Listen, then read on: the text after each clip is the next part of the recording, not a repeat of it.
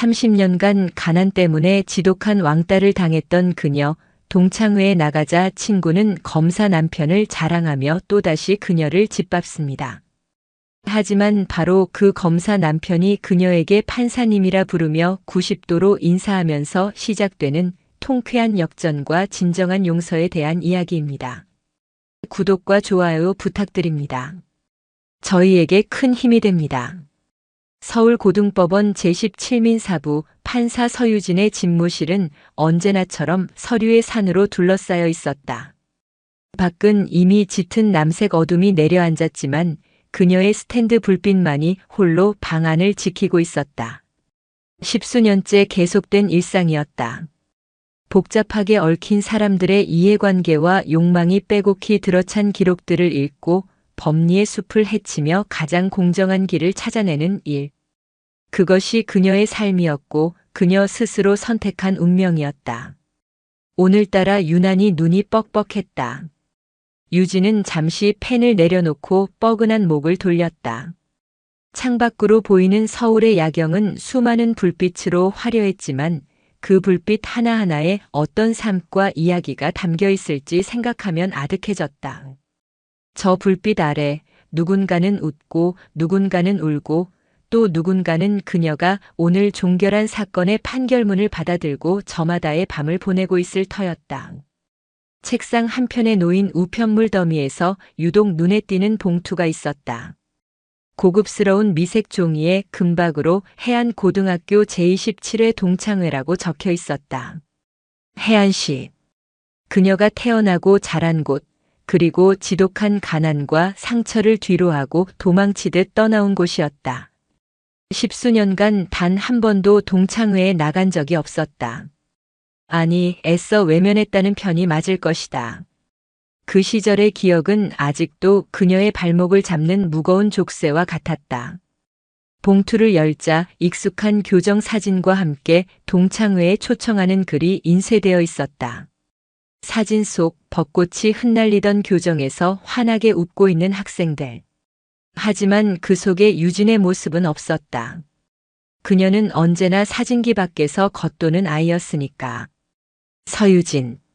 그녀의 귓가에 30년 전의 목소리가 환청처럼 들려왔다. 비웃음과 경멸이 가득 담긴 날카로운 목소리. 또 저 옷 입고 왔어. 냄새나. 운동화 다 떨어진 것 좀 봐. 거지 같아. 그 목소리의 주인은 언제나 강미주였다.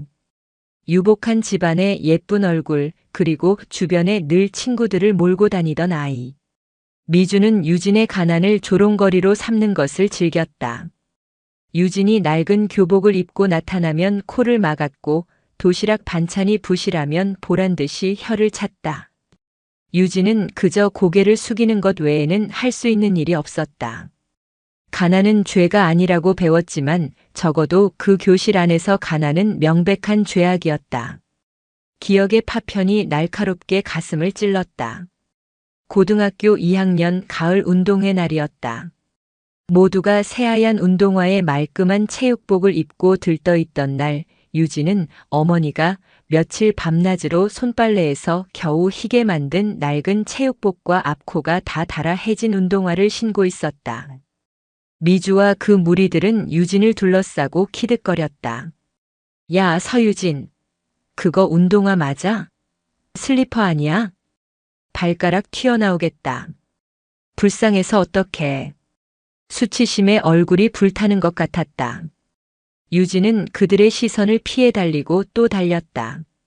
이어 달리기 선수로 뽑혔지만 달리는 내내 아이들의 비웃음 소리가 귓가를 맴돌았다. 마지막 코너를 돌 때였다. 달아빠진 운동화 밑창이 바닥에 걸리면서 그대로 넘어져 버렸다. 무릎이 깨져 피가 흘렀고 흙먼지가 상처에 엉겨붙었다. 하지만 아픔보다 더 큰 것은 아이들의 폭소였다. 꼴 좋다. 미주의 목소리가 가장 크게 들렸다. 담임 선생님조차 괜찮냐는 말 한마디 없이 다른 아이를 대신 출발시키기에 바빴다. 흙먼지 속에서 홀로 일어나 절뚝이며 트랙을 빠져나오던 그 순간의 비참함. 유진은 이를 악물었다. 언젠가 아주 먼 훗날이라도 반드시 성공해서 저들의 코를 납작하게 만들어주리라. 누구도 나를 무시하지 못하게, 내 가난을 비웃지 못하게 만들고 말겠다고. 그날의 다짐은 그녀를 채찍질하는 동력이 되었다. 독서실과 도서관을 전전하며 잠을 줄여가며 공부했고 악착같이 서울에 있는 대학 법학과에 합격했다. 대학 시절 내내 과외와 아르바이트를 몇 개씩 하며 생활비와 학비를 벌었다. 그리고 마침내 사법고시에 합격하고 판사 임용장을 받던 날 그녀는 고향에 계신 부모님께 전화를 걸어 목 놓아 울었다. 이제 정말 괜찮을 거라고 모든 것이 끝났다고 생각했다. 하지만 상처는 그렇게 쉽게 아물지 않았다.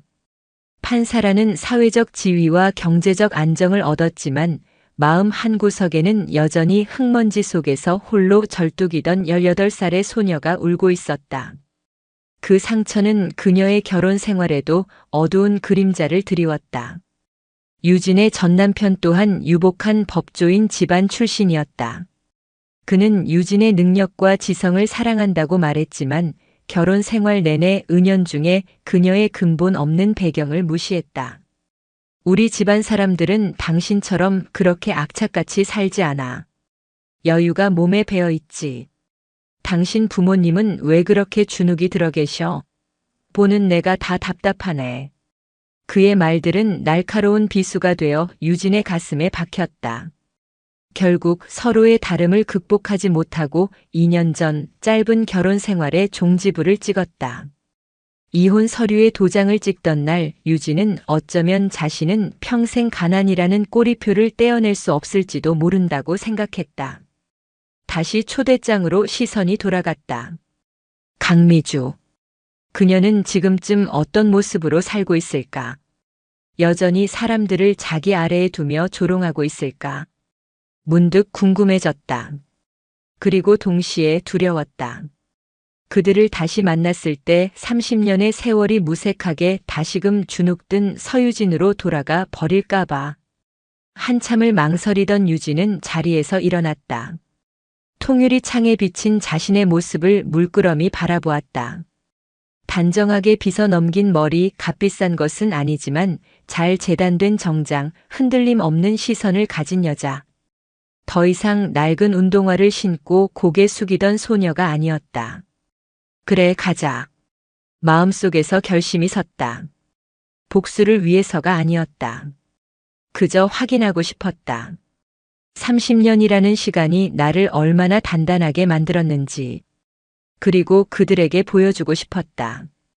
가난이 결코 한 사람의 가치를 결정할 수 없다는 것을. 이것은 나 자신을 위한 마지막 졸업식이었다. 아팠던 과거를 온전히 떠나보내기 위한 서유진이라는 한 사람의 존엄을 되찾기 위한 긴 여정의 마침표를 찍으러 가는 길이었다. 그녀는 휴대폰을 들어 비서에게 문자를 보냈다. 다음 주 금요일 연차 사용하겠습니다. 주말이 지나고 동창회 날이 밝았다.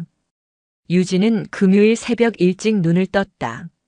며칠간 일부러 동창회 생각을 하지 않으려 했지만 막상 당일이 되니 심장이 미세하게 떨려왔다. 그녀는 익숙한 동작으로 커피를 내리고 창밖을 보며 천천히 숨을 골랐다. 서울의 아침은 언제나처럼 분주하고 차가운 공기로 가득했다. 지하 주차장으로 내려가 자신의 차에 시동을 걸었다. 서울의 빽빽한 빌딩 숲을 빠져나와 고속도로에 오르자 비로소 조금씩 숨통이 트이는 기분이었다. 라디오에서는 무심한 시사 프로그램이 흘러나왔고 유진은 창문을 조금 열어 차가운 바람을 맞았다. 서울에서 해안시까지는 꼬박 3시간이 걸리는 거리였다. 익숙한 풍경들이 빠르게 스쳐 지나갔다. 높고 뾰족한 건물들이 점차 나지막한 산과 너른 들판으로 바뀌어갔다. 그 풍경의 변화는 마치 시간 여행을 하는 듯한 착각을 불러일으켰다. 화려하고 치열한 현재에서 아프고 초라했던 과거로 달려가는 기차에 올라탄 기분이었다. 해안시 톨게이트를 빠져나오자 짭조름한 바다 냄새가 훅 끼쳐왔다. 유진의 고향 해안시는 이름처럼 바다를 끼고 있는 작은 항구 도시였다. 그녀는 일부러 시내 중심가를 가로질러 차를 몰았다. 30년의 세월 동안 도시는 많이 변해 있었다. 낡고 낮은 건물들 사이로 번듯한 신축 아파트와 대형 쇼핑몰이 들어서 있었다. 하지만 그 변화 속에서도 익숙한 풍경들은 여전히 자리를 지키고 있었다. 어머니 손을 잡고 장을 보러 가던 재래시장, 친구들과 떡볶이를 사 먹던 낡은 분식집, 그리고 그녀가 다녔던 해안고등학교. 유진은 학교 정문 앞에서 차를 잠시 멈췄다. 교문 옆에는 자랑스러운 동문, 555 변호사 같은 현수막이 몇 개 걸려 있었다. 그 이름들 속에 자신의 이름은 없었다. 그녀는 단 한 번도 학교에 자신의 소식을 알린 적이 없었으니까. 차를 돌려 그녀가 살던 옛 동네로 향했다.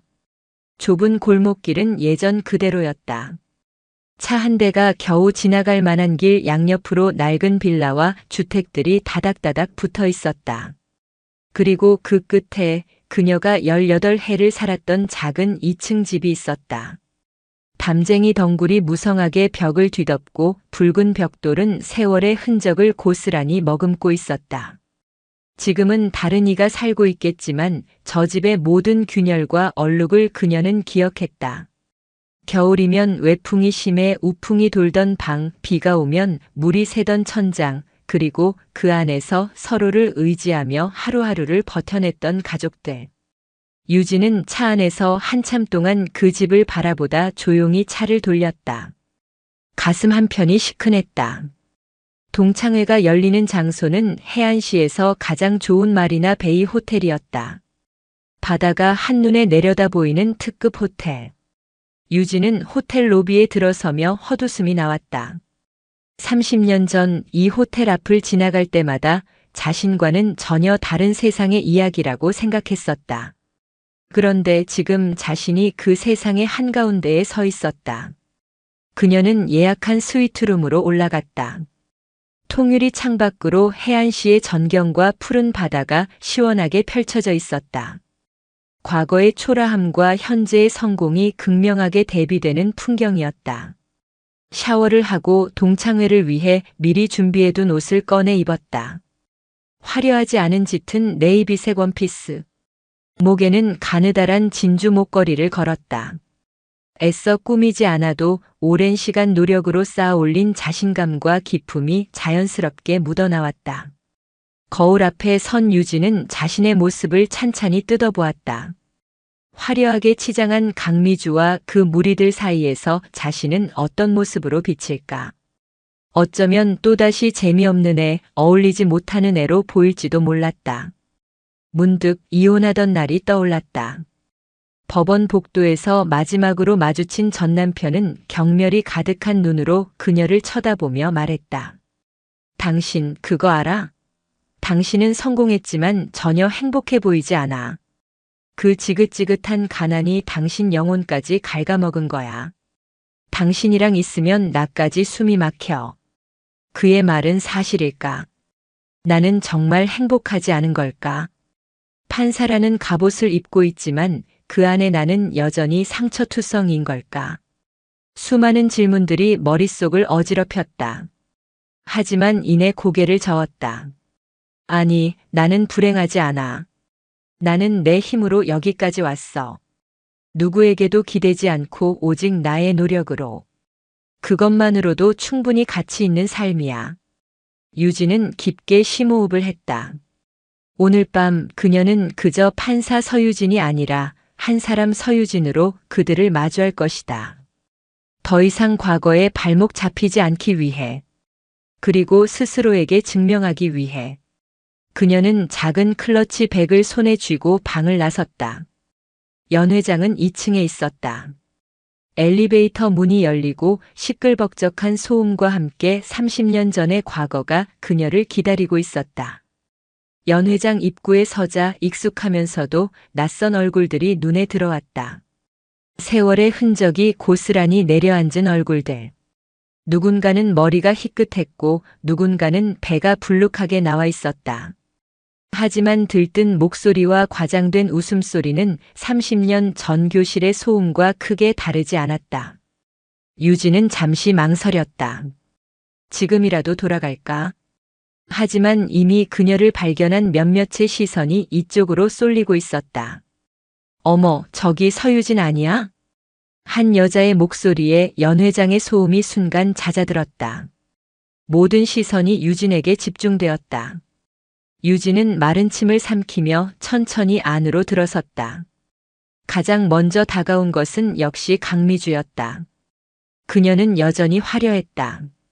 몸에 딱 붙는 붉은색 원피스에 번쩍이는 금목걸이와 팔찌를 주렁주렁 달고 있었다. 예전의 풋풋함은 사라졌지만 사람들을 압도하는 특유의 기세는 여전했다. 어머나 세상에. 서유진. 웬일이야, 내가 이런 데를 다 오고. 해가 서쪽에서 뜨겠네. 미주의 목소리는 반가움보다는 놀라움과 조롱이 섞인 톤이었다. 그녀의 옆에는 예전처럼 박소희와 김지혜가 그림자처럼 붙어 있었다. 그러게 말이야. 우리 유진이 출세했나 보네. 이런 비싼 호텔에도 다 오고. 소희가 얄밉게 웃으며 거들었다. 유진은 애써 태연한 표정을 지으며 말했다. 오랜만이야 다들. 잘 지냈어? 그럼 우린 잘 지냈지. 너야말로 어떻게 지냈어? 졸업하고 코빼기도 안 보이더니. 듣자 하니 결혼했다가 금방 이혼했다며? 미주가 기다렸다는 듯이 핵심을 찔렀다. 이혼이라는 단어에 주변의 시선이 더욱 노골적으로 변했다. 동정하는 척, 걱정하는 척하는 눈빛들. 하지만 그 속에는 그럴 줄 알았다는 식의 잔인한 호기심이 번뜩였다. 어쩌다가 그랬어. 힘들었겠다. 역시 여자는 혼자 살기 힘든 세상이야. 지혜가 위로하는 척하며 유진의 어깨를 토닥였다. 그 손길이 소름 끼치게 싫었다. 유진은 담담하게 대답했다. 사람 사는 거 다 저마다의 사정이 있는 거지. 자세히 말할 건 없어. 어머, 튕기기는. 우리가 남이야? 그래도 내가 걱정돼서 그러지. 하긴 너네 집 형편에 좋은 데로 시집가긴 힘들었을 테고 어렵게 결혼했는데 그렇게 돼서 얼마나 상심이 크겠어. 미주의 말은 칼날처럼 날아와 유진의 가슴을 후벼 팠다. 그녀는 유진의 가장 아픈 곳을 정확히 알고 있었다. 가난 그리고 실패한 결혼. 그래도 나는 걱정 없어. 우리 남편이 워낙 능력이 좋아서. 이번에 서울중앙지검으로 발령받았잖아. 그냥 검사도 아니고 특수부 검사야. 다들 알지? 대한민국을 쥐락펴락하는 자리라고. 미주는 보란듯이 자신의 남편을 자랑하기 시작했다. 주변 친구들은 와, 대단하다. 미주는 좋겠네. 라며 부러움을 쏟아냈다. 미주의 어깨가 으쓱 올라갔다. 그녀는 의기양양한 표정으로 유진을 쳐다보았다. 그 눈빛은 마치 이렇게 말하는 것 같았다. 봐, 서유진. 너는 판사인지 뭔지 모르겠지만 결국 이혼녀의 혼자잖아. 나는 능력 있는 검사 남편을 둔 사모님이고. 이게 바로 너와 나의 클래스 차이야. 유진은 더 이상 대꾸하지 않았다. 그저 샴페인 잔을 들어 한 모금 마셨다. 입안에 퍼지는 씁쓸한 맛이 지금 자신의 심정과 같았다. 30년이 지났지만 아무것도 변하지 않았다. 이들은 여전히 한 사람의 가치를 돈과 배경, 그리고 남편의 직업으로 판단하고 있었다. 그리고 자신은 또다시 그들의 조롱거리로 전락하고 말았다. 돌아가고 싶었다. 이 위선과 가식이 가득한 공간에서 벗어나고 싶었다. 바로 그때였다. 미주가 갑자기 화색이 돌며 입구 쪽을 향해 손을 흔들었다. 어머 여보. 여기야. 훤칠한 키에 잘생긴 남자가 연회장으로 들어서고 있었다. 깔끔한 정장 차림에 한눈에 봐도 반듯해 보이는 인상. 강미주의 남편 이석훈 검사였다. 친구들이 모두 그에게 몰려가 인사를 건넸다. 아이고 이서방. 늦었네. 형부 안녕하세요. 더 멋있어지셨어요. 이석훈 검사는 사람 좋은 미소를 지으며 그들의 인사를 받았다. 미주는 남편의 팔짱을 꼭 끼고는 마치 여왕처럼 굴었다. 다들 인사해. 우리 남편 이석훈 검사님이야. 당신도 인사해, 친구들이야. 석훈은 고개를 돌려 미주가 가리키는 친구들에게 가볍게 목례를 했다. 그리고 그의 시선이 무리의 끝에 서 있는 유진에게 닿는 순간 그의 얼굴에서 미소가 사라졌다. 눈이 동그랗게 커지고 입이 살짝 벌어졌다. 당황과 놀라움 그리고 존경심이 뒤섞인 복잡한 표정이었다. 미주는 남편의 이상한 반응을 눈치채지 못하고 계속해서 자랑을 늘어놓았다. 우리 남편 이번에 엄청 큰 사건 맡았잖아.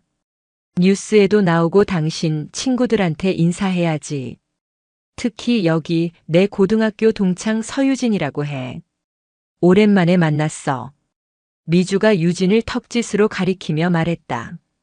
그 순간 믿을 수 없는 일이 벌어졌다. 이석훈 검사가 갑자기 미주의 팔을 뿌리치고 유진을 향해 성큼성큼 걸어왔다. 그리고는 모든 사람이 보는 앞에서 90도로 허리를 깊게 숙였다. 판사님, 어떻게 여기에? 연 회장의 모든 소음이 거짓말처럼 멎었다. 시간마저 멈춘 듯한 정적. 모두의 시선이 이석훈 검사와 서유진에게로 향했다. 방금 전까지 유진을 조롱하던 강미주의 얼굴은 새하얗게 굳어 있었다. 그녀의 입술이 파르르 떨렸다. 여보, 지금 뭐라고 했어? 정적. 귀가 먹먹할 정도의 정적이 연 회장을 지배했다.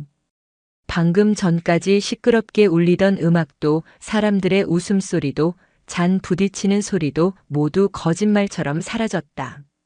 수십 개의 눈동자가 일제히 한 곳에 쏠렸다.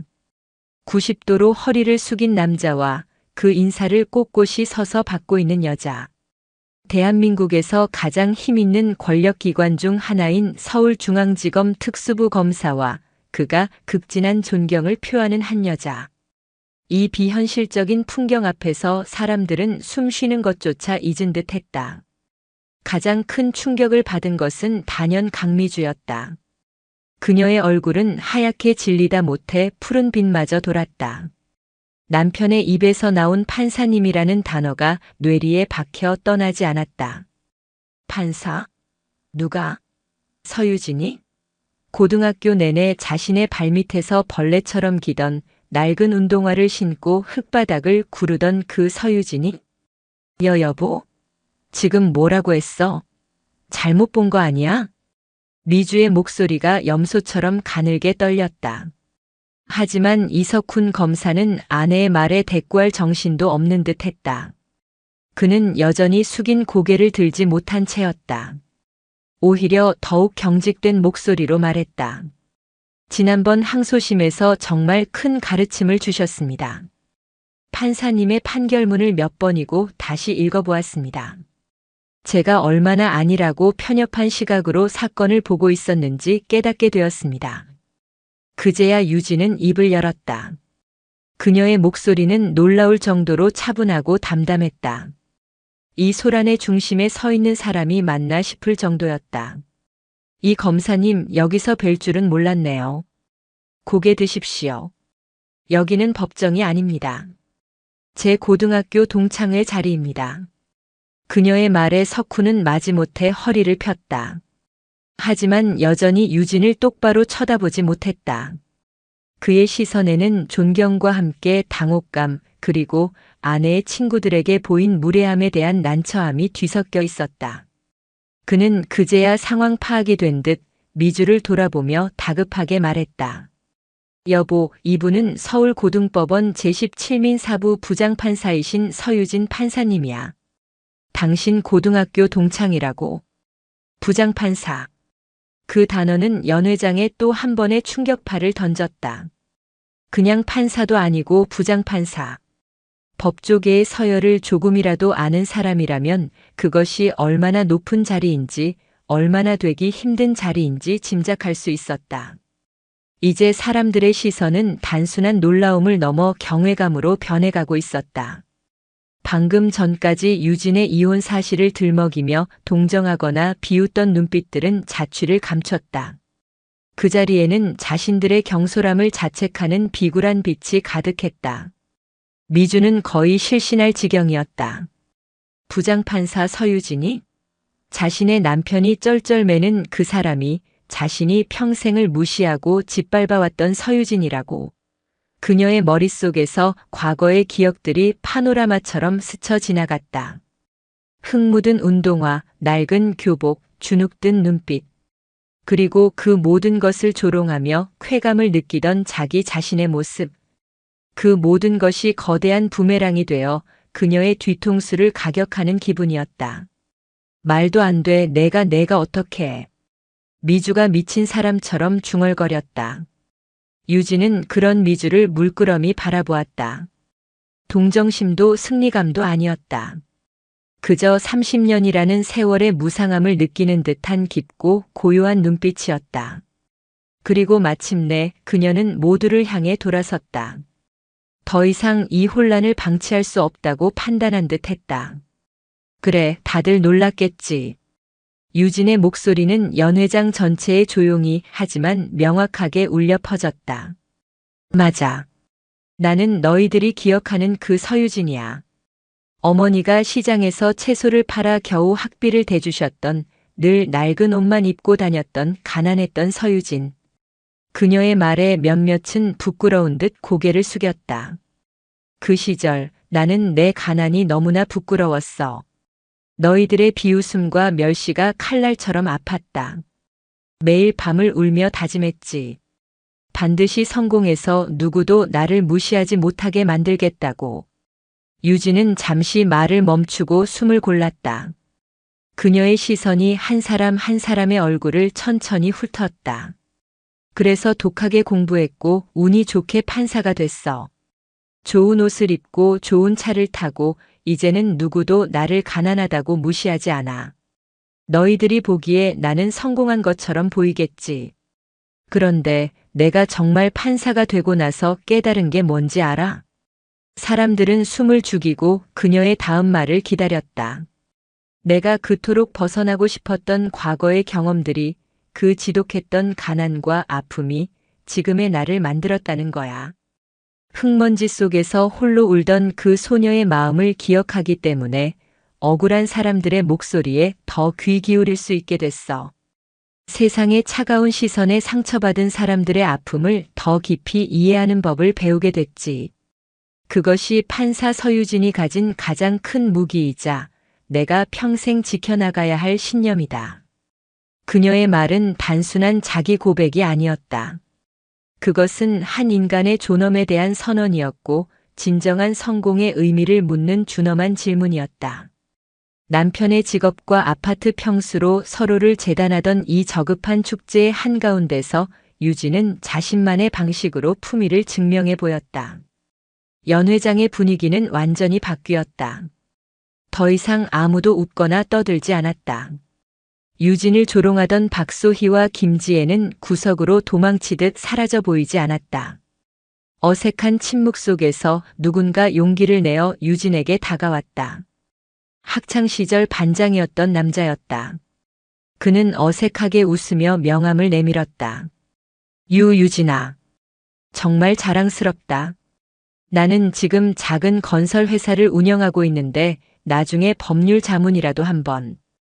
그를 시작으로 사람들이 하나둘씩 유진에게 몰려들기 시작했다. 방금 전까지 존재조차 무시하던 이들이 이제는 어떻게든 그녀와 인연의 끈을 만들어 보려 애썼다. 유진은 씁쓸한 미소를 지으며 그들의 명함을 받았다. 이것이 세상의 이치라는 것을 그녀는 이미 너무나 잘 알고 있었다. 그 소란의 한가운데서 강미주는 홀로 섬처럼 고립되어 있었다. 남편 이석훈은 차마 유진에게 더 다가가지도, 그렇다고 망연자실한 아내를 챙기지도 못한 채 안절부절 못하고 있었다. 미주의 화려했던 붉은 원피스는 이제 그녀의 초라함을 더욱 도드라지게 하는 소품으로 전락해버렸다. 동창회는 아직 끝나지 않았지만 모두가 알고 있었다. 강미주가 주인공이었던 이 파티는 이제 막을 내렸다는 것을. 파티의 열기는 거짓말처럼 식어버렸다. 명함을 교환하려는 몇몇의 소란이 잦아들자 연회장에는 어색하고 무거운 공기만이 남았다. 사람들은 삼삼오오 흩어져 조금 전에 충격적인 사건에 대해 소곤거렸다. 그들의 대화 주제는 더 이상 부동산이나 자식 자랑이 아니었다. 오직 서유진 그리고 자신들의 부끄러운 과거에 대한 이야기뿐이었다. 유진은 자신을 향한 부담스러운 시선들을 피해 창가로 걸어갔다. 통유리 창밖으로는 해안시의 밤바다가 검은 벨벳처럼 펼쳐져 있었다. 점점이 박힌 고기잡이배의 불빛들이 아련하게 흔들렸다. 저 바다를 보며 무슨 생각을 했을까? 18배 나는 저 바다를 건너 다른 세상으로 가고 싶다는 생각뿐이었을 것이다. 그런데 막상 다른 세상에 와보니 그곳 역시 사람들로 북적이는 또 하나의 섬일 뿐이었다. 복수심에 불타올랐던 것도 이 순간을 위해 독하게 버텼던 것도 사실이었다. 하지만 막상 그 순간이 닥치자 통쾌함보다는 깊은 허무함이 밀려왔다. 이것이 내가 정말 원했던 그림이었을까? 한참 동안 말없이 바다를 보고 있는데 누군가 조심스럽게 다가왔다. 고개를 돌리자 김태우가 서 있었다. 학창시절 그는 눈에 띄지 않는 조용한 아이였다. 공부를 특출나게 잘하는 것도 운동을 잘하는 것도 아니었지만 언제나 성실했고 말이 없었다. 유진은 그와 말을 섞어본 기억이 거의 없었다. 저 유진아. 태우는 쭈뼛거리며 입을 열었다. 그의 얼굴에는 세월의 고단함이 묻어 있었다. 아까 내 말 들으면서 많이 부끄러웠다. 나도 몇 년 전에 하던 사업이 크게 망했거든. 정말 길거리에 나 앉을 뻔했어. 그때 사람들이 어떻게 변하는지 똑똑히 봤지. 어제까지 형님, 동생 하던 사람들이 전화도 안 받고 벌레 보듯 하더라. 그때 내 생각이 많이 났어. 태우는 씁쓸하게 웃으며 말을 이었다. 솔직히 말할게. 나 너 힘들었던 거 다 알고 있었어. 미주가 너한테 못되게 굴 때 속으로는 저건 너무 심한데라고 생각했어.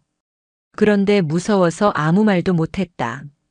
나까지 미주한테 찍힐까봐. 나도 같이 비웃지는 않았지만 방관했지. 그게 더 비겁한 짓이었는데. 정말 미안했다, 유진아. 그의 진심 어린 사과에 유진의 마음이 조금 움직였다. 예상치 못한 말이었다. 모두가 자신을 멸시하거나 혹은 이제 와서 권력에 아부하려 할 거라고만 생각했다. 하지만 태우는 달랐다. 그는 자신의 실패와 비겁함을 솔직하게 인정하고 있었다. 지난 일이잖아. 괜찮아, 태우야. 아니, 안 괜찮아. 오늘 너 보면서 깨달았어.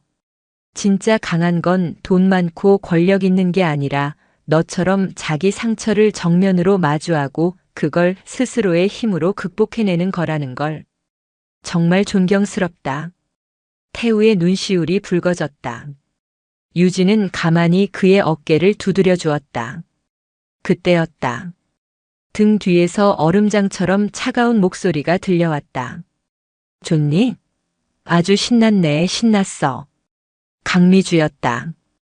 그녀는 어느새 유진의 바로 뒤까지 와 있었다. 그녀의 얼굴은 눈물과 분노로 얼룩져 있었고 손에는 빈 샴페인 잔이 위태롭게 들려 있었다. 태우는 기겁하며 뒷걸음질 쳤다. 그렇게 내 얼굴에 똥칠하고 동창들 앞에서 나를 웃음거리로 만드니까 속이 시원해? 이게 내가 원했던 복수야? 미주의 목소리는 조용했지만 그 안에는 칼날 같은 도끼가 서려 있었다. 주변의 몇몇이 이쪽을 쳐다봤지만 감히 끼어들지는 못했다. 유진은 천천히 그녀를 향해 돌아섰다. 미주야. 나는 너한테 복수하러 온 게 아니야. 닥쳐. 위선 떨지 마. 내 그 표정 아주 역겨워 죽겠어. 그래, 너 잘났다. 넌 부장판사고 난 이제 그냥 웃음거리 된 검사 사모님이지. 근데 그거 알아? 너는 결국 혼자잖아. 그 잘난 판사 가운 입고 집에 가면 너 기다려주는 사람 하나 없지?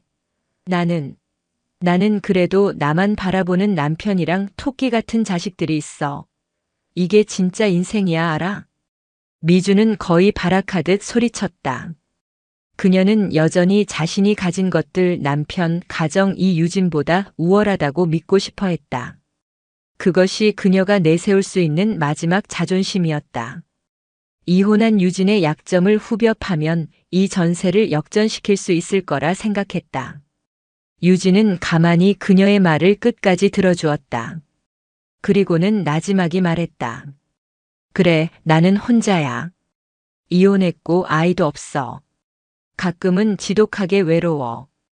의외의 대답에 미주의 눈이 커졌다. 하지만 미주야, 사람의 가치가 직업이나 결혼 여부 혹은 통장 잔고로 정해지는 건 아니라고 생각해. 내가 진심으로 행복하다면 그렇게 필사적으로 남을 깎아내리면서까지 내 행복을 증명하려 하지 않아도 돼. 뭐? 너도 힘들지? 그렇게 남을 짓밟아야만 내가 높은 곳에 있다고 안심이 되는 걸 보면 너 역시 단 한순간도 진심으로 행복했던 적이 없는 거 아닐까? 유진의 말은 미주의 가장 깊은 곳을 꿰뚫는 송곳과 같았다. 미주는 늘 불안했다. 자신의 가치가 남편의 성공과 집안의 재력이라는 모래성 위에 세워져 있다는 것을 본능적으로 알고 있었다. 그래서 끊임없이 자신보다 못한 상대를 찾아 짓밟고 확인해야만 했다. 서유진은 그 가장 완벽한 먹잇감이었다. 그런데 이제 그 먹잇감이 자신보다 훨씬 높은 곳에서 자신을 내려다보고 있었다. 그녀가 평생을 바쳐 쌓아 올린 세계가 무너져 내리는 순간이었다. 아니야, 나는 행복해. 미주의 목소리가 공허하게 울렸다. 그때 이석훈 검사가 다가와 미주의 팔을 거칠게 잡아챘다. 그의 얼굴은 분노와 수치심으로 벌겋게 달아올라 있었다. 그만해. 대체 언제까지 추태를 부릴 거야? 이거 나 이 여자한테 할 말 있단 말이야. 당장 나랑 가. 석훈은 거의 질질 끌다시피 미주를 데리고 연회장을 빠져나갔다. 미주는 끌려가면서도 유진을 향해 저주 섞인 눈빛을 거두지 않았다. 그 소란스러운 퇴장을 동창들은 착잡한 표정으로 지켜볼 뿐이었다. 승자도 패자도 없는 전쟁이 끝난 폐허 같았다. 유진은 다시 창밖으로 고개를 돌렸다. 밤바다 위로 이제 막 떠나간 미주의 메아리가 씁쓸하게 흩어지고 있었다. 승리의 기쁨은 없었다. 대신 한 인간의 일그러진 자화상을 목격한 깊은 슬픔이 마음을 무겁게 짓눌렀다. 강미주 부부가 폭풍처럼 사라지고 난 뒤 연회장의 공기는 더욱 무겁게 가라앉았다. 파티는 사실상 끝난 것이나 다름없었다. 사람들은 하나둘씩 겉옷을 챙기며 흩어지기 시작했다. 그들은 떠나기 전 유진에게 다가와 어색한 인사를 건네거나 혹은 차마 얼굴을 마주할 용기가 없어 멀리서 고개만 꾸벅 숙이고 사라졌다. 유진은 그 모든 인사를 묵묵히 받았다. 그녀는 이제 집으로 돌아가고 싶었다. 30년 만의 동창회는 그녀에게 너무 많은 감정의 소용돌이를 안겨주었다. 그런데 그녀가 막 자리를 뜨려 할 때 김태우가 다가와 말했다. 유진아, 이대로 헤어지기 아쉬운데 우리 몇 명만이라도 조용한 데 가서 술 한 잔 더 할까? 그의 옆에는 학창시절 그리 눈에 띄지 않았던 몇몇의 얼굴이 함께 있었다. 사업 실패를 고백했던 태우, 그리고 아까 유진의 말에 조용히 눈물을 훔치던 양현정, 언제나 미주의 그늘에 가려져 있던 박미숙 같은 친구들이었다. 그들의 눈빛에는 더 이상 경외나 비굴함이 아니라 진솔한 호기심과 동질감이 담겨 있었다. 유진은 잠시 망설였다. 하지만 그들의 눈을 보자 거절할 수가 없었다. 그녀는 조용히 고개를 끄덕였다. 호텔 근처의 작은 이자카야. 화려했던 연회장과는 달리 좁고 소박한 공간이었다. 그들은 구석진 자리에 둘러앉았다. 어색한 침묵이 잠시 흘렀다. 먼저 입을 연 것은 양현정이었다. 그녀는 헬쑥한 얼굴로 유진을 보며 말했다. 솔직히 말해서 나 학창 시절에 너 엄청 질투했어. 너는 항상 조용하고 혼자 책만 봤잖아. 근데 이상하게 주눅 들어 보이면서도 절대 비굴하지는 않았어. 늘 꼿꼿했지. 미주가 아무리 너를 괴롭혀도 너는 절대 울거나 빌지 않았어. 나는 그게 너무 부럽고 또 미웠어. 나는 미주 비위 맞추지 않으면 하루도 편할 날이 없었거든. 그래서 나도 모르게 너한테 더 못되게 굴었던 것 같아. 미안해, 유진아. 그녀의 고백에 박미숙도 입을 열었다. 나는 너처럼 가난하지는 않았지만 예쁘지 않다는 이유로 늘 놀림받았어. 그래서 나보다 더 약한 너를 보면서 안도했던 것 같아.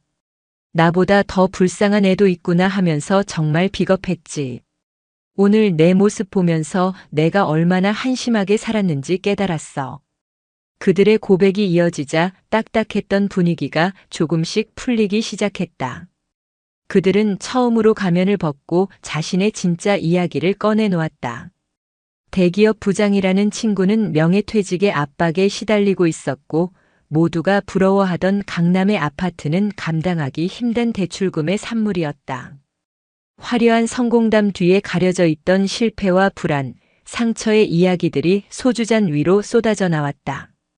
유진은 그들의 이야기를 묵묵히 들어주었다. 판사로서 그녀는 수많은 사람들의 기구한 사연을 들어왔지만 지금 이 순간의 이야기는 또 다른 무게로 다가왔다. 이것은 법정 기록 속에 박제된 활자가 아니라 30년의 세월을 함께 통과해 온 친구들의 살아있는 목소리였다. 그녀 또한 자신의 이야기를 조금 꺼내놓았다. 판사가 된 후에 화려한 성공담이 아니었다.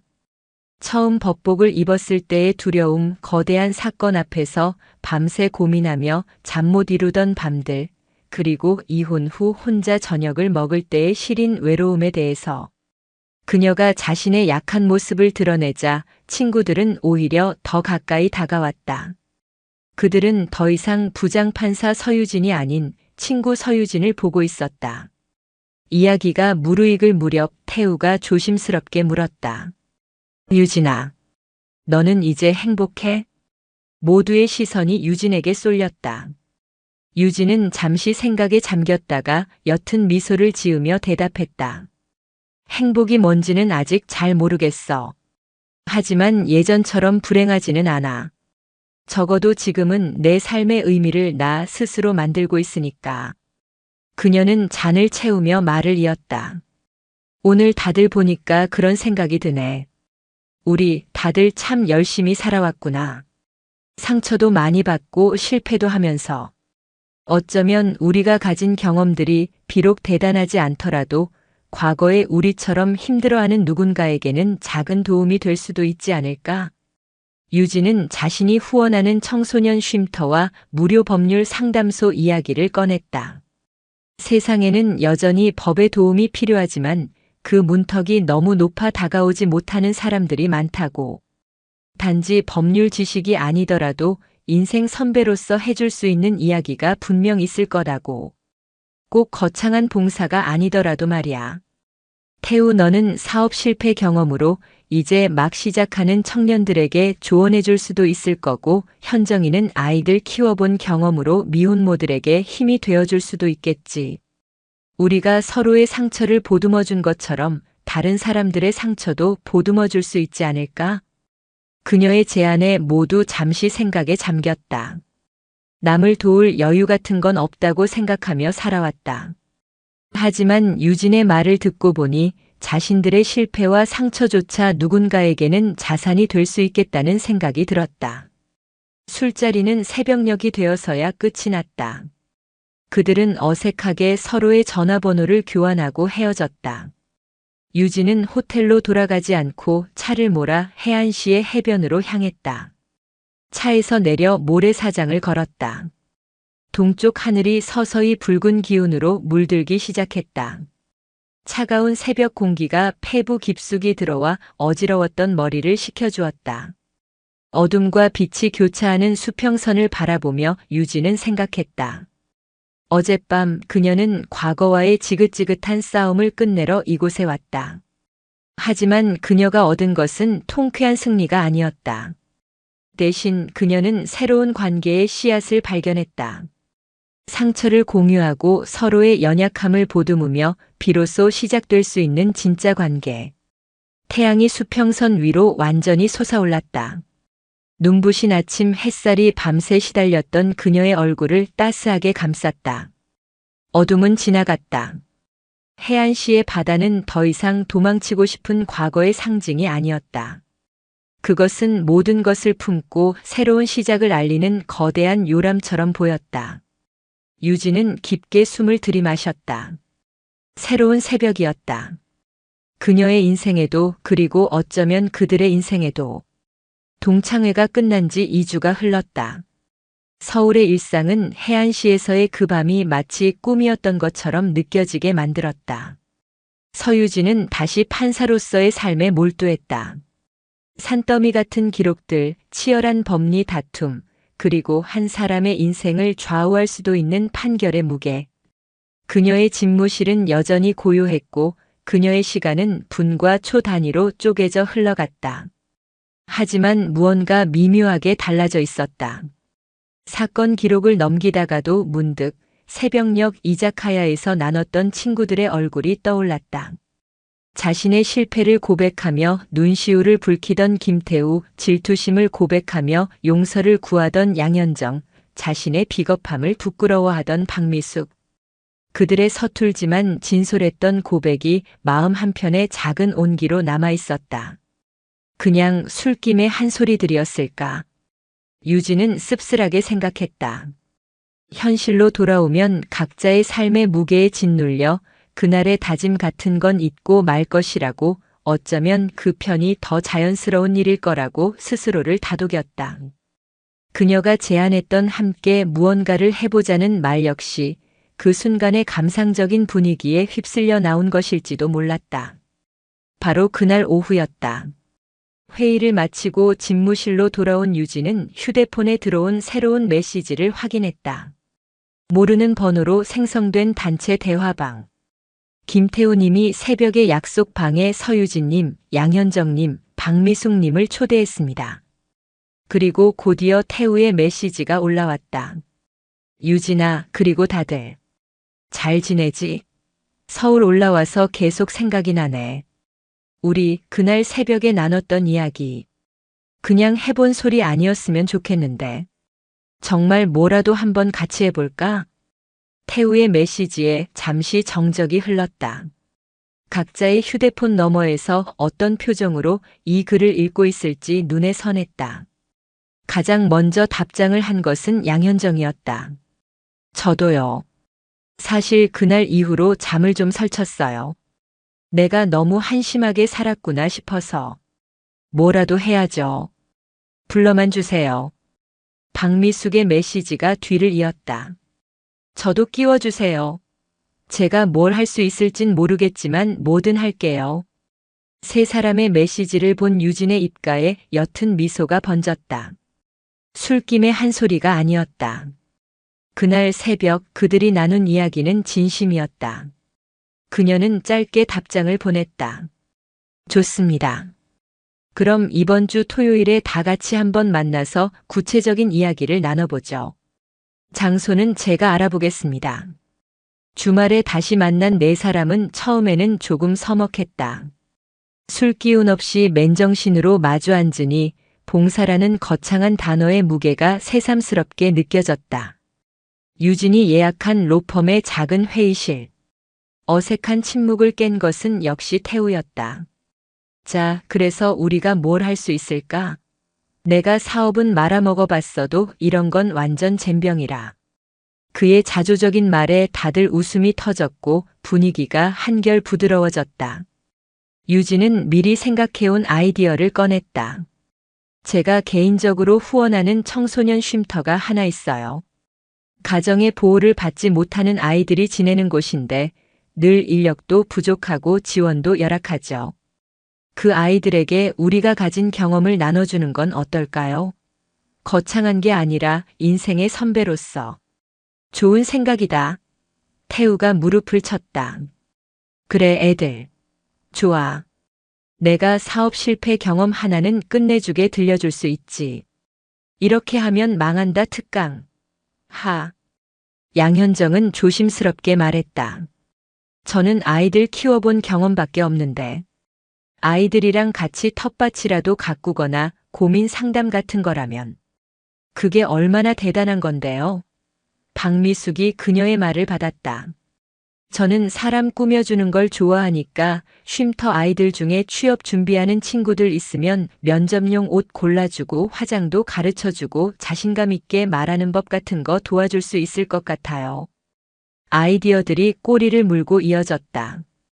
유진은 법률 상식을 알기 쉽게 설명해주는 생활 법률 교실을, 태우는 창업 꿈나무 멘토링을, 현정은 마음 돌봄 상담소를, 미숙은 이미지 메이킹 클래스를 맡기로 했다. 역할이 정해지자 막연했던 계획이 점차 구체적인 청사진으로 변해갔다. 그때 태우가 조심스럽게 입을 열었다. 그런데 강미주한테는 연락 안 해도 될까? 그 이름이 나오자 회의실에 다시 어색한 침묵이 흘렀다. 그날 이후로 미주와 연락하는 사람은 아무도 없었다. 양현정이 단호하게 말했다. 나는 반대야. 걔가 나타나면 이 좋은 분위기 다 망칠 거야. 진심으로 반성할 애도 아니고. 박미숙도 동의했다. 맞아. 걔 남편이 검사라는데 괜히 엮였다가 우리까지 피곤해질 수도 있어. 하지만 유진의 생각은 조금 달랐다. 물론 지금 당장 미주를 끌어들이는 건 무리겠지. 하지만 언젠가는 우리가 먼저 손을 내밀어야 한다고 생각해. 진정한 변화는 용서에서 시작되는 거니까. 우리가 미주를 용서하지 못하면 우리 역시 과거의 상처에서 완전히 벗어날 수 없어. 그녀의 말에 다들 아무 말도 하지 못했다. 유진의 말이 옳다는 것을 알았지만 마음으로 받아들이기에는 시간이 더 필요했다. 결국 그들은 미주 문제는 잠시 보류하고 우선 자신들끼리 첫걸음을 떼기로 결정했다. 모임의 이름은 새벽 걸음으로 정했다. 가장 어두운 새벽에 만나 새로운 아침을 함께 열었던 그날을 기억하자는 의미였다. 작은 목표와 역할 분담까지 마치고 회의실을 나서는 네 사람의 얼굴에는 설렘과 함께 약간의 두려움이 깃들어 있었다. 집으로 돌아온 유진은 창밖을 보며 깊은 생각에 잠겼다. 그녀는 이제껏 법이라는 이름 아래에서 정의를 실현하는 것이 자신의 소명이라고 믿어왔다. 하지만 지금 그녀는 전혀 다른 종류의 책임을 느끼고 있었다. 상처 입은 친구들과 함께 또 다른 상처 입은 이들의 손을 잡고 세상 속으로 걸어 들어가는 일. 그것은 판결문을 쓰는 것보다 훨씬 더 어렵고 복잡한 일일 터였다. 하지만 이상하게도 두렵기보다는 가슴이 뛰었다.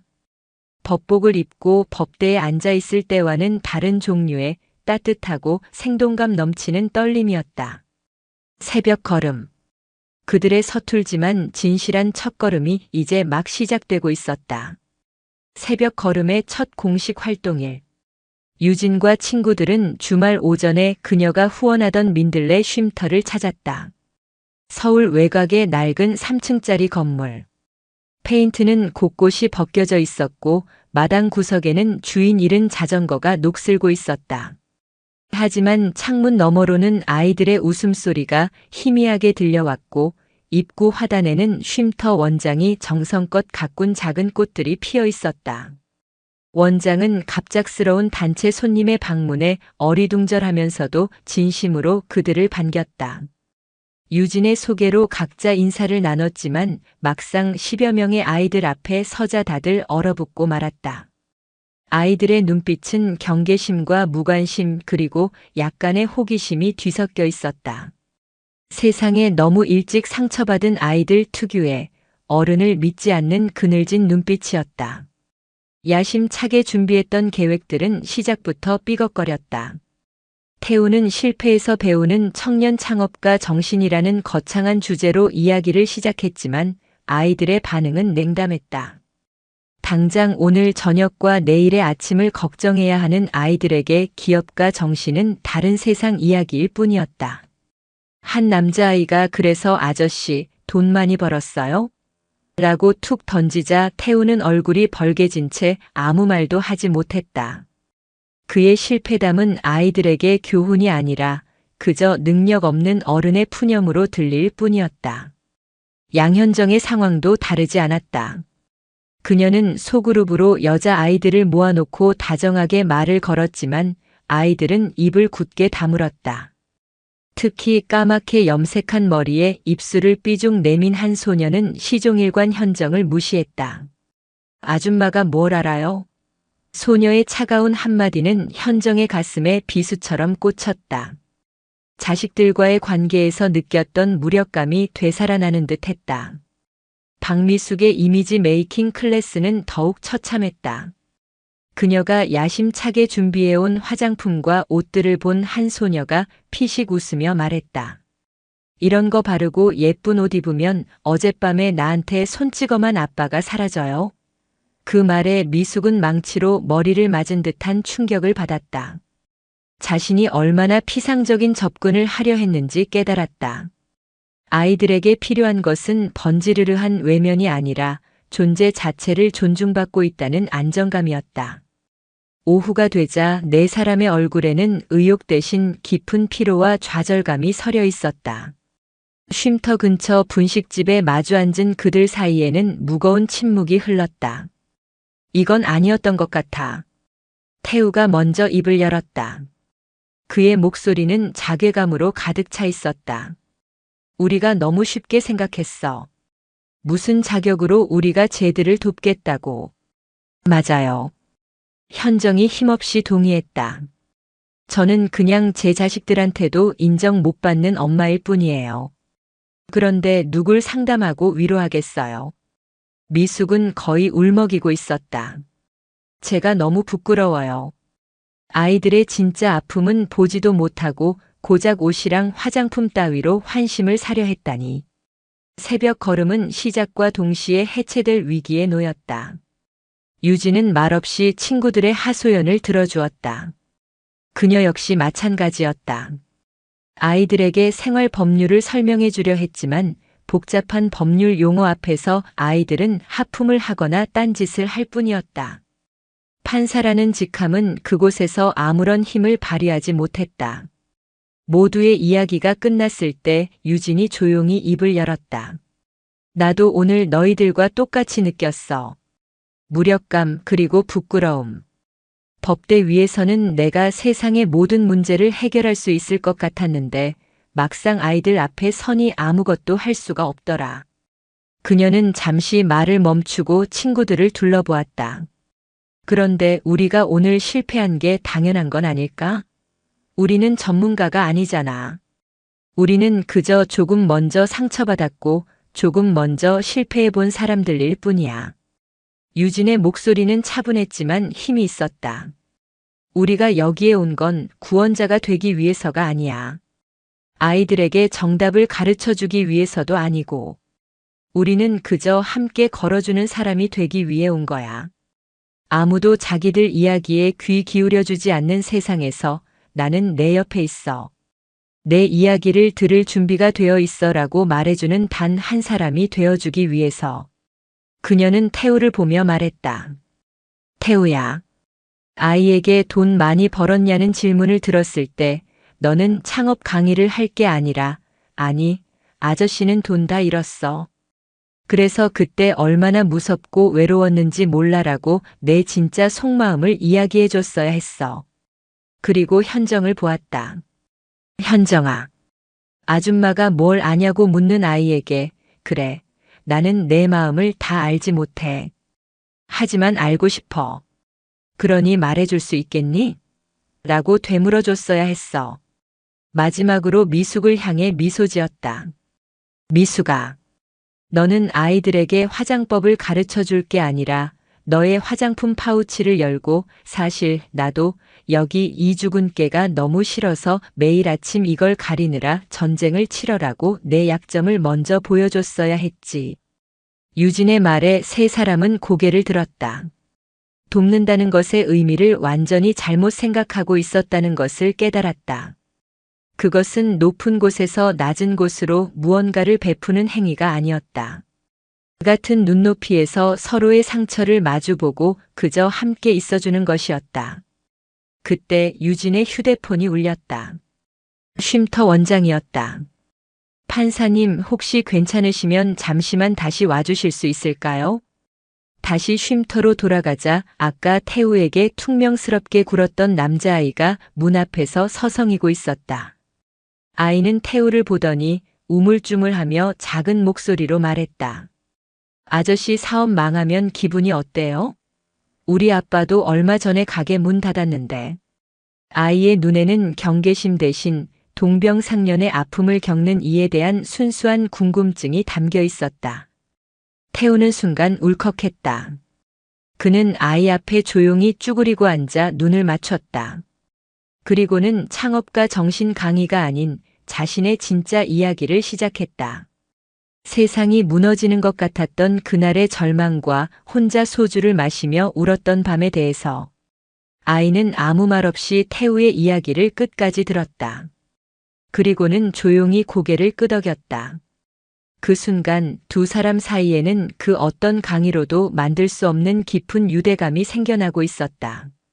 그날 밤 유진은 쉼터 원장으로부터 뜻밖의 소식을 전해 들었다.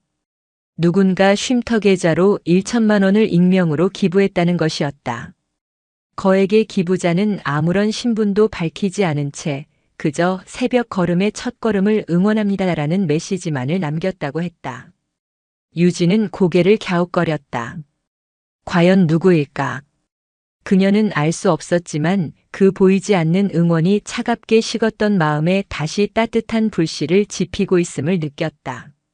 현실의 벽은 높고 단단했지만 그 벽을 함께 넘으려는 이들의 연대는 조용히 그리고 단단하게 시작되고 있었다.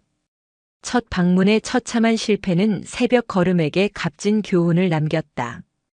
그들은 가르치려는 오만한 자세를 버리고 함께하려는 겸손한 마음으로 쉼터를 다시 찾기 시작했다. 변화는 서서히 하지만 분명하게 일어났다. 김태우는 더 이상 청년 창업가 멘토링 같은 거창한 간판을 내걸지 않았다. 대신 그는 주말마다 쉼터를 찾아 아이들과 함께 고장난 선풍기를 고치고 삐걱거리는 문에 기름칠을 했다. 남자아이들은 처음에는 시큰둥했지만 점차 공구를 다루는 태우의 능숙한 손놀림에 흥미를 보이기 시작했다. 함께 땀 흘리고 라면을 끓여 먹으며 태우는 자연스럽게 자신의 실패담을 풀어놓았다. 그의 이야기는 더 이상 꼰대의 훈계가 아닌 인생 선배의 리얼한 경험담으로 아이들에게 스며들었다. 아이들은 그에게 사업 실패뿐만 아니라 돈 문제, 친구 문제 등 자신들의 고민을 털어놓기 시작했다. 양현정은 쉼터 뒤편에 버려진 공터에 작은 텃밭을 일구었다. 아이들과 함께 흙을 고르고 씨앗을 심고 물을 주었다. 말없이 함께 상추를 심던 한 아이가 툭 우리 엄마도 꽃을 좋아했는데 라며 처음으로 자기 이야기를 꺼냈다. 현정은 조언하려 들지 않고 그저 아이의 이야기에 귀를 기울였다. 흙을 만지는 시간 속에서 아이들의 닫혔던 마음의 문이 조금씩 열리고 있었다. 박미숙의 변화는 가장 극적이었다. 그녀는 이미지 메이킹 대신 자존감 워크숍을 시작했다. 그녀는 취업을 준비하는 20살 소녀 수민과 짝이 되었다. 그녀는 수민에게 화장법을 가르치는 대신 함께 동대문 시장을 돌며 가장 저렴하고 멋스러운 면접용 정장을 골랐다. 옷을 고르며 미숙은 자신의 외모 콤플렉스와 그것을 극복하려 애썼던 경험을 솔직하게 털어놓았다. 수민은 처음으로 누군가에게 자신의 가정사와 미래에 대한 불안감을 이야기했다. 면접 전날 미숙은 수민의 손을 꼭 잡고 말했다. 너는 이미 충분히 아름답고 강한 사람이야. 그냥 너 자신을 보여주고 와. 다음 날 수민은 작은 회사에 합격했다는 소식을 전해왔다. 유진의 생활법률 교실도 인기를 얻기 시작했다. 그녀는 딱딱한 법률 용어 대신 아이들이 겪을 수 있는 구체적인 사례, 아르바이트 임금체불, 휴대폰 소액결제 사기, 전세 계약 시 주의할 점을 웹툰 형식으로 만들어 설명해 주었다. 아이들은 유진을 유진 이모 혹은 판사 언니라고 부르며 따랐다. 그녀는 법대 위에서보다 쉼터의 작은 공부방에서 아이들과 눈을 맞추며 이야기할 때 더 큰 보람을 느꼈다. 그들의 활동은 예상치 못한 방향으로 알려지기 시작했다. 쉼터 근처를 취재하던 지역 신문 기자가 우연히 그들의 이야기를 듣게 된 것이다. 부장판사, 망한 사업가, 그리고 경력 단절 주부 상처 입은 동창들의 아주 특별한 동행. 자극적인 제목의 기사는 아니었지만 진심이 담긴 그들의 이야기는 작은 파장을 일으켰다. 기사는 동창회 밴드에도 공유되었다. 반응은 뜨거웠다. 동창회 날 유진을 외면하거나 혹은 아부하려 했던 많은 동창들이 기사를 읽고 깊은 부끄러움을 느꼈다. 몇몇은 태우에게 전화를 걸어 나도 함께할 수 있겠냐고 물어왔다. 금융회사에 다니는 동창은 아이들을 위한 경제교육을, 작은 식당을 운영하는 동창은 매달 특식 데이를 지원하겠다고 약속했다. 새벽 걸음은 네 사람의 작은 모임에서 수십 명이 함께하는 따뜻한 연대로 확장되고 있었다. 한편 그 시간 강미주는 철저히 고립된 채 지내고 있었다. 동창회 날 이후 남편 이석훈은 그녀를 투명인간 취급했다. 그는 더 이상 아내의 쇼핑이나 모임에 대해 묻지 않았고 집에는 잠만 자러 들어왔다. 싸늘한 침묵이 흐르는 거실에서 미주는 홀로 동창회 밴드에 올라온 그 기사를 몇 번이고 다시 읽었다. 서유진과 친구들의 환한 웃음, 아이들과 스스럼 없이 어울리는 모습, 그리고 그들을 응원하는 동창들의 댓글들. 모든 것이 비수처럼 그녀의 가슴에 박혔다. 질투와 분노가 치밀어 올랐다. 쉬하고 있네. 위선자들. 그렇게 욕하면서도 그녀는 자신을 둘러싼 깊은 공허함을 견딜 수가 없었다. 남편의 성공에 기생하고 명품으로 온몸을 치장하고 남을 깎아내리며 유지해왔던 자신의 삶이 얼마나 텅 비어 있었는지를 깨닫기 시작한 것이다. 어느 날 밤 석훈은 늦게 귀가에 지친 얼굴로 서류 봉투를 식탁 위에 던졌다. 그는 기사를 보고 있는 미주를 발견하고는 차갑게 말했다. 그거 봐. 당신 친구들은 저렇게 의미 있는 일을 하면서 사는데 당신은 대체 뭐 하고 있는 거야? 그의 경멸 어린 시선 앞에서 미주는 아무 대꾸도 하지 못했다. 그날 밤 그녀는 처음으로 새벽 걸음이 만든 작은 인터넷 카페에 익명으로 접속했다. 그리고 아이처럼 엉망인 글씨로 빼곡히 채워진 감사 편지들과 봉사활동 후기들을 밤새도록 읽었다.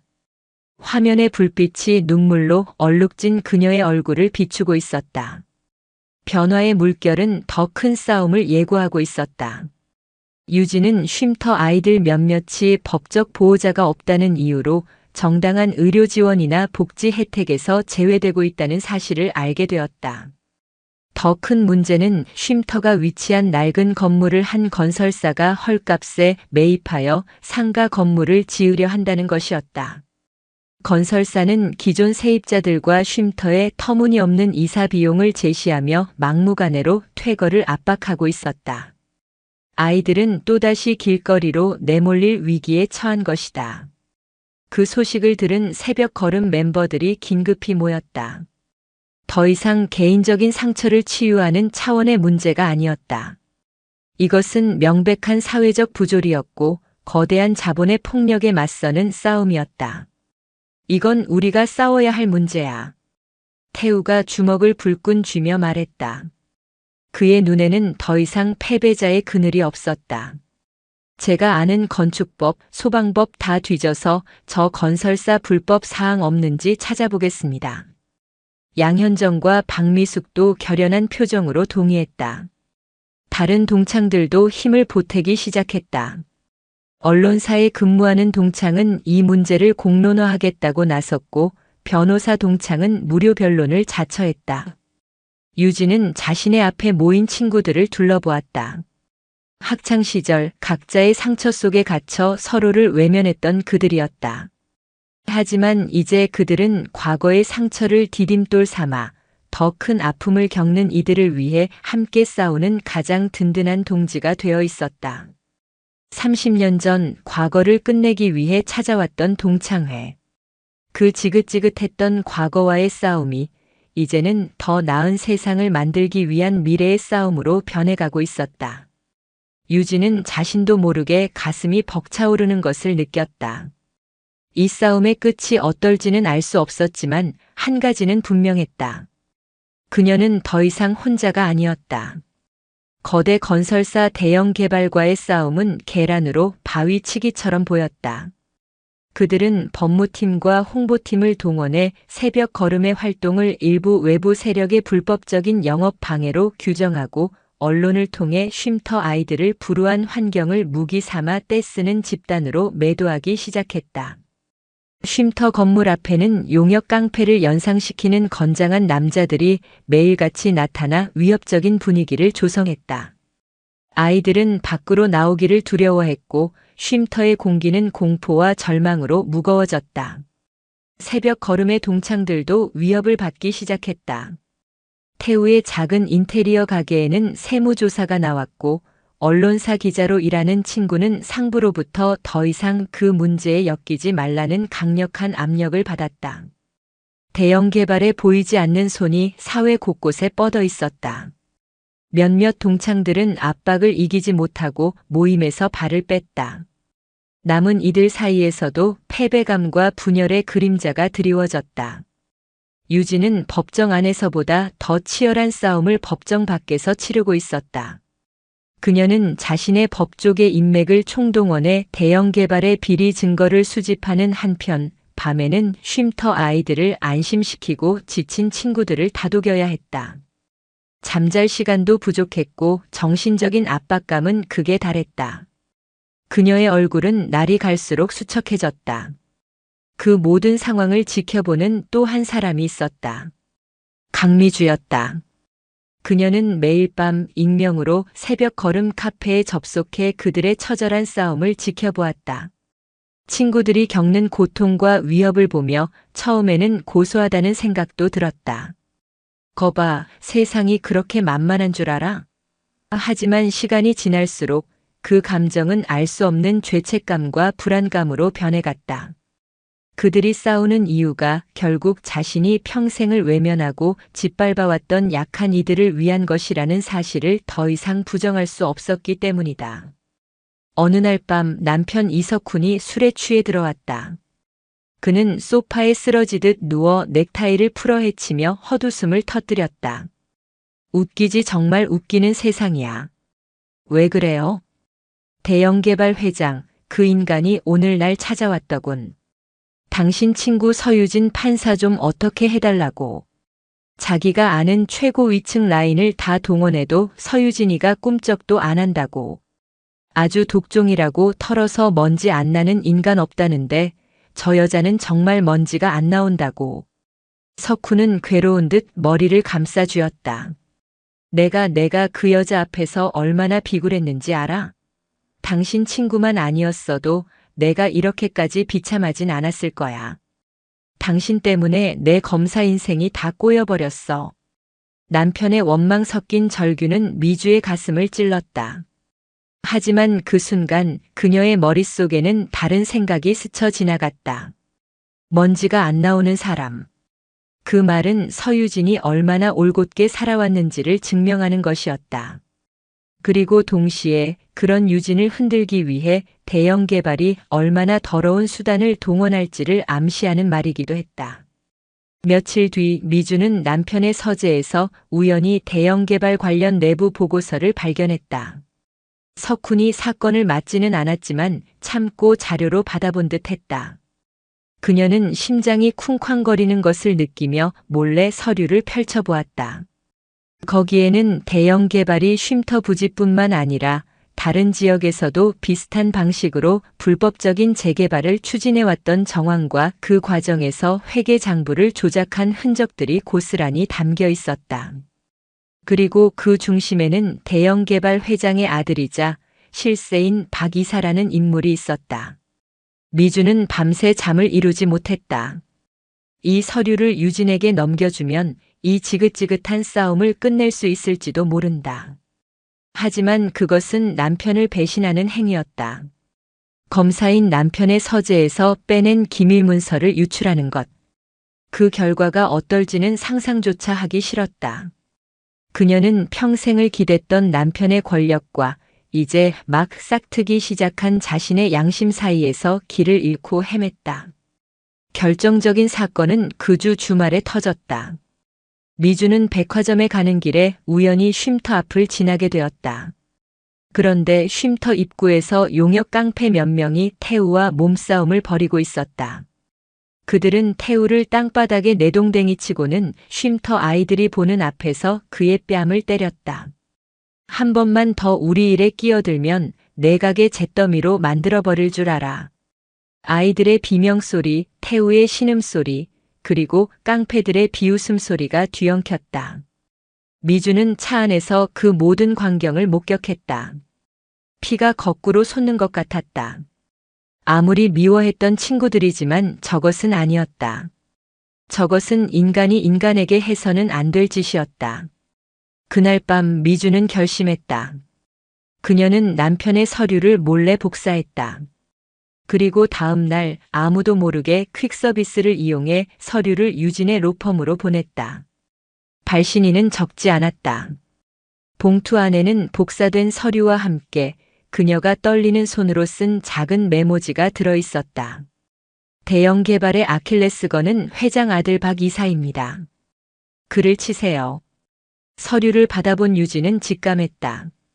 이것은 내부자의 소행이며 이 싸움의 판도를 뒤집을 결정적인 증거라는 것을. 그녀는 즉시 동창 변호사와 함께 서류를 분석했고 대형 개발의 회계 부정과 탈세 혐의를 입증할 명백한 증거들을 찾아냈다. 며칠 뒤 새벽 걸음의 이름으로 기자회견이 열렸다. 유진은 법률 대리인 자격으로 단상에 섰다. 그녀는 대형 개발의 불법 퇴거 압박을 규탄하는 것을 넘어 그들의 조직적인 탈세와 비리 혐의를 폭로했다. 익명의 제보자로부터 받은 증거라며 회계 장부 사본을 공개했다. 파장은 엄청났다.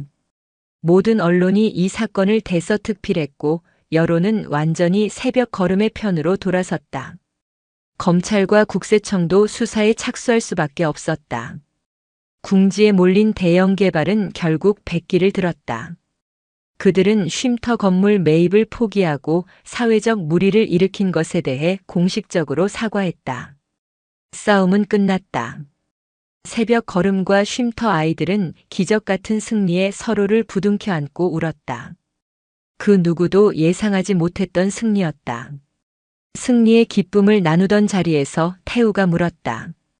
그런데 그 결정적인 증거를 보내준 익명의 제보자는 대체 누구일까? 모두가 궁금해했지만 아무도 답을 알지 못했다. 하지만 유진은 어렴풋이 짐작하고 있었다. 메모지에 남겨진 떨리는 듯 하면서도 어딘가 익숙한 필체. 그날 저녁 유진은 강미주에게 전화를 걸었다. 신호음이 한참 동안 이어지다 미주가 떨리는 목소리로 전화를 받았다. 여보세요. 나야 유진이. 지금 잠깐 볼 수 있을까? 두 사람은 동창회가 열렸던 마리나 베이 호텔의 스카이라운지에서 다시 만났다. 화려한 야경을 배경으로 두 사람은 아무 말 없이 한참 동안 서로를 바라보았다. 먼저 침묵을 깬 것은 유진이었다. 고마워 미주야. 그 한마디에 미주의 눈에서 참았던 눈물이 폭포처럼 쏟아져 내렸다. 그녀가 평생을 지탱해왔던 자존심과 허영의 둑이 무너져 내리는 순간이었다. 흐흥 내가 미안해 유진아 정말 미안해. 미주는 어린아이처럼 울며 용서를 빌었다. 그녀는 자신의 지난 삶이 얼마나 어리석고 추악했는지 유진에게 얼마나 깊은 상처를 주었는지 뒤늦게 깨달았다고 고백했다. 유진은 말없이 그녀의 등을 토닥여 주었다. 그 눈물은 패배자의 눈물이 아니었다. 비로소 자신의 진짜 모습을 마주하고 새로운 사람으로 태어나기 위한 성장의 눈물이었다. 한참을 울던 미주가 고개를 들었다. 그녀는 유진에게 쉼터에 기부된 1천만 원의 출처에 대해서도 털어놓았다. 동창회 날 밤 남편 석훈이 깊은 죄책감을 느끼며 자신 몰래 기부했던 것이라고. 그는 유진의 올곧음에 감동했고 아내의 과오를 조금이라도 씻고 싶었다고 했다. 유진은 조용히 미소 지었다. 모든 조각들이 제자리를 찾아가는 기분이었다. 그녀는 미주에게 손을 내밀었다. 미주야. 우리 새벽 걸음에 너의 자리가 아직 비어 있어. 쉼터 아이들에게 미술을 가르쳐 주지 않을래? 내가 학창 시절에 그림을 얼마나 잘 그렸는지 나는 아직도 기억해. 미주는 눈물 젖은 눈으로 유진을 바라보았다. 자신이 감히 그럴 자격이 있을까? 하지만 유진의 따뜻한 눈빛은 괜찮다고 너도 함께 걸을 수 있다고 말해주고 있었다. 미주는 떨리는 손으로 유진의 손을 잡았다. 몇 달 뒤 민들레 쉼터는 새벽 걸음 동창들의 후원과 노력으로 새롭게 단장했다. 건물 외벽에는 아이들과 동창들이 함께 그린 커다란 민들레 벽화가 그려졌다. 그 중심에는 아이들에게 둘러싸여 환하게 웃으며 붓질을 하고 있는 강미주가 있었다. 그녀의 얼굴에는 더 이상 과거의 그늘이나 허영심이 없었다. 진정한 행복을 찾은 사람의 평온한 미소만이 가득했다. 유진은 그 모습을 흐뭇하게 바라보았다. 태우와 현정이, 미숙이, 그리고 더 많은 친구들이 아이들과 어울려 웃고 있었다. 30년 전 지독한 상처와 가난 속에서 홀로 절뚝이던 소녀는 이제 없었다. 그녀의 곁에는 상처를 보듬고 함께 걸어가는 든든한 친구들이 있었다. 어둠이 내린 쉼터 마당에 하나둘씩 조명이 켜졌다. 그 불빛 아래 그들의 웃음소리가 밤하늘에 퍼져나갔다. 가장 어두운 새벽에 시작되었던 그들의 발걸음은 마침내 따뜻하고 희망찬 아침을 열고 있었다. 새벽은 반드시 온다. 혼자가 아니라 함께 걸을 때 그 새벽은 더욱 눈부시게 빛난다는 것을 그들은 온몸으로 깨닫고 있었다. 영상이 유익하셨다면 구독과 좋아요, 댓글까지 부탁드리겠습니다.